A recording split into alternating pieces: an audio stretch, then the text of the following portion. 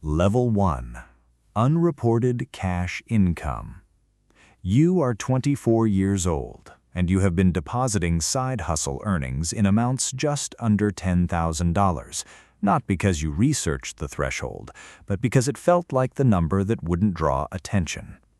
It draws attention.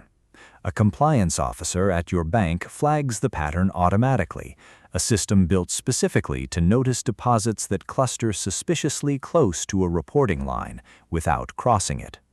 The flag becomes a suspicious activity report filed to the Financial Crimes Enforcement Network, read by an analyst named Carla Vance as one of dozens she reviews that week. She does not call you. She does not need to. She matches the SAR against your tax filings, finds the gap between what you reported and what moved through your account, and forwards a summary to IRS Criminal Investigation. Months later, a letter arrives. Not an arrest, an assessment, a civil penalty and a lien against the account itself, the exact amount you tried to keep just under the line, now frozen and then taken. That is the lesson nobody tells you at Level 1. The threshold you were avoiding was never the actual tripwire. The pattern of avoiding it was. Level 2. A fraudulent small business. You are 27. What started as one inflated invoice to a state relief program becomes a habit, then a system. 3 shell vendors billing for equipment that was never purchased and labor that was never performed. Each payment that clears without question feels like proof the program simply isn't watching closely, that the paperwork is a formality rather than a filter. An investigator with the Small Business Administration's Office of Inspector General, a woman named Renata Osai, is assigned your file after an internal audit flags your vendor as receiving disbursements with no matching delivery records. She does not raid your office. She subpoenas your bank's records first, then the vendor's, then finds all 3 accounts route back to addresses within 2 blocks of each other. She freezes the business checking account through an ex parte restraining order before you have any warning that a case exists. The money doesn't move once a judge signs that order, she tells a colleague. It just sits there, waiting to be walked back to where it came from. You lose the business account and the equipment purchased with it in the same week before you are ever formally charged. Level 3. Investment fraud. You are 31. A trading fund you built on paper returns that don't exist. 12 investors, 6 figures, a story that holds together as long as new money keeps arriving to pay off the old. This draws the Securities and Exchange Commission's Asset Management Unit and an examiner named Tobias Reinhold, who does not need a confession, only your fund's bank statements set beside its marketing materials. He finds the gap in an afternoon, the promised returns and the actual trading activity separated by a distance no legitimate strategy explains. Within a week, he has obtained an emergency asset freeze covering not just your fund's accounts, but your personal ones, on the theory, well established in fraud cases, that commingled money is recoverable money, regardless of which account it currently sits in. A court-appointed receiver, someone whose entire job is untangling exactly this kind of structure, takes control of your house, your car, and a boat you bought with investor funds in the same month the freeze is granted.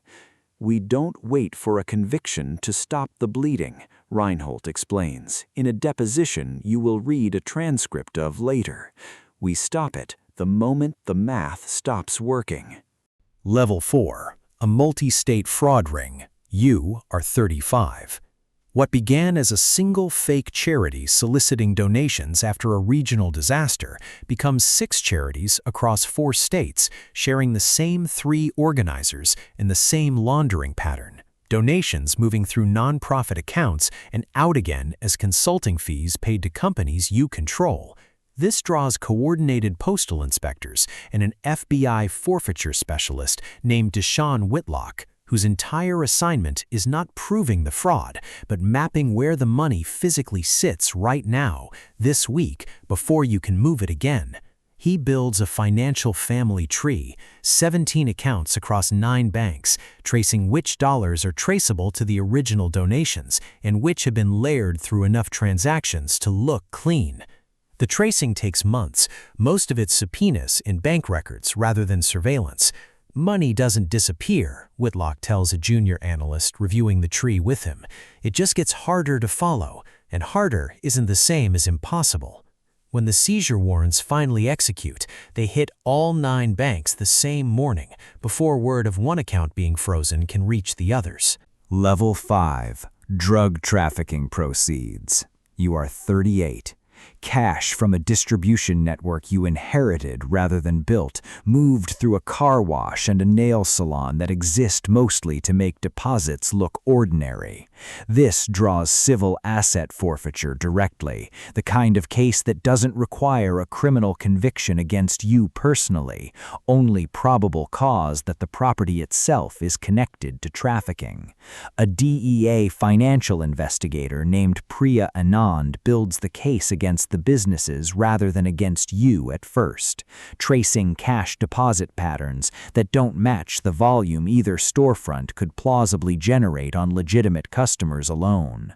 She seizes $180,000 in a single raid, along with both properties, filing the forfeiture action against the money and the buildings by name rather than against you, a legal quirk that means the case is technically titled United States versus a specific sum of cash, not United States versus you. The property doesn't get a lawyer, and it doesn't get a defense, Anand notes in an internal memo. That's what makes this the fastest track we have. You spend 18 months trying to prove the businesses were legitimate before you accept a settlement returning a fraction of what was taken. Level 6, an organized criminal enterprise. You are 42, a financial officer inside a structure using shell corporations to launder proceeds across a business empire that looks, from the outside, like a normal chain of restaurants and properties. This draws a RICO forfeiture case built by a Department of Justice asset forfeiture attorney named Marcus Feldstein, whose job is not simply to seize what's connected to the crime, but everything the enterprise touched, under the legal theory that assets acquired through a pattern of racketeering are forfeitable even when individual dollars can't be traced to a specific illegal transaction. Feldstein spends 2 years building a forfeiture count that runs parallel to the criminal indictment, a financial case within the case, listing 41 properties, 11 vehicles, and 3 bank accounts by name. You don't forfeit a dollar amount in a RICO case, he tells a junior attorney reviewing the filing. You forfeit the machine that produced it, whatever that machine happens to own. On the morning of the raids, U.S. Marshals execute seizure warrants on every listed property simultaneously, padlocking restaurant doors mid-shift so that no asset has time to be sold or transferred once the first warrant is served. Level 7. Ransomware extortion. You are 45. A payment demanded in cryptocurrency from a mid-sized logistics company, moved through 4 wallets and a mixing service you believed would make it untraceable. This draws the FBI's Virtual Asset Unit and an analyst named Grace Okonkwo, whose job is blockchain forensics rather than traditional investigation. She does not need your identity to begin recovering the money. She needs the wallet addresses, which are public and permanent the moment a transaction posts. Her team traces the ransom through the mixing service using clustering analysis that identifies which outputs belong to which depositor despite the obfuscation, then follows the cleaned funds to an exchange account that, under a seizure warrant, freezes the wallet before you attempt to cash out. The blockchain doesn't forget, and it doesn't need a warrant to remember, Okonkwo explains in an internal briefing. We just need the warrant to act on what it already shows us.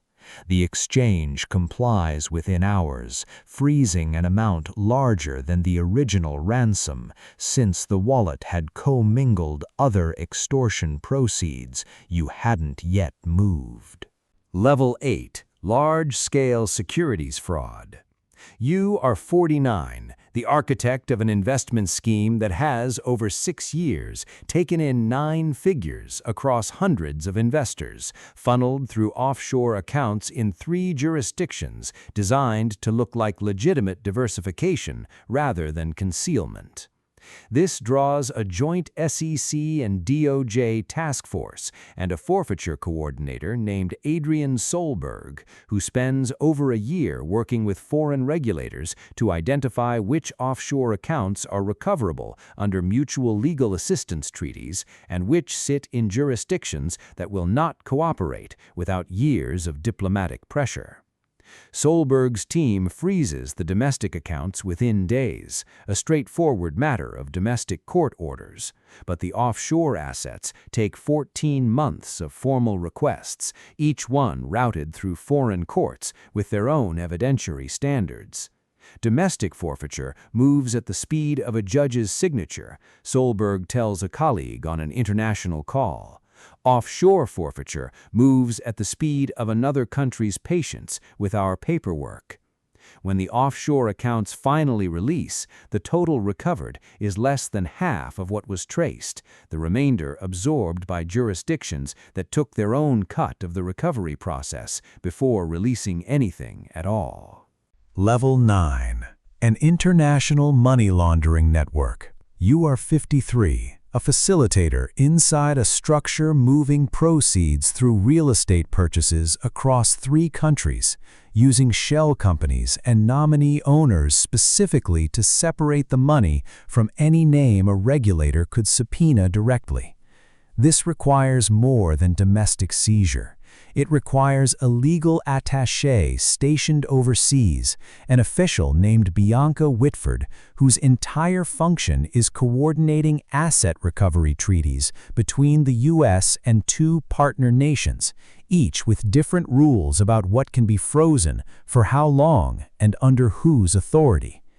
Whitford spends over a year negotiating parallel forfeiture actions, filed simultaneously in 3 legal systems, so that no single country's release of information tips off the others. We don't get one court order in a case like this, she tells a colleague during a call spanning 3 time zones. We get 3, timed to the same morning, or we get nothing. Because the moment one jurisdiction moves, every account in the other 2 empties within hours. The coordinated freeze, when it finally executes, locks 11 properties and 6 accounts across 3 countries within the same 6-hour window. The kind of synchronized action that took over a year of diplomatic groundwork to make possible in a single morning.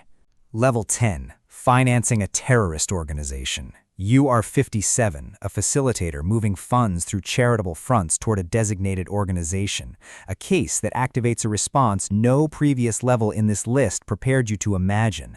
This is not a single agency's forfeiture unit. It is the Office of Foreign Assets Control, acting alongside the FBI's Joint Terrorism Task Force, and an interagency financial intelligence unit, coordinated by a Treasury official named Naomi Aldrich, whose designation authority allows for something almost nothing else in this list can do instantly and unilaterally, freezing every asset connected to a name the moment it's added to a sanctions list. No court order required in the first instance, no waiting period, no advance notice.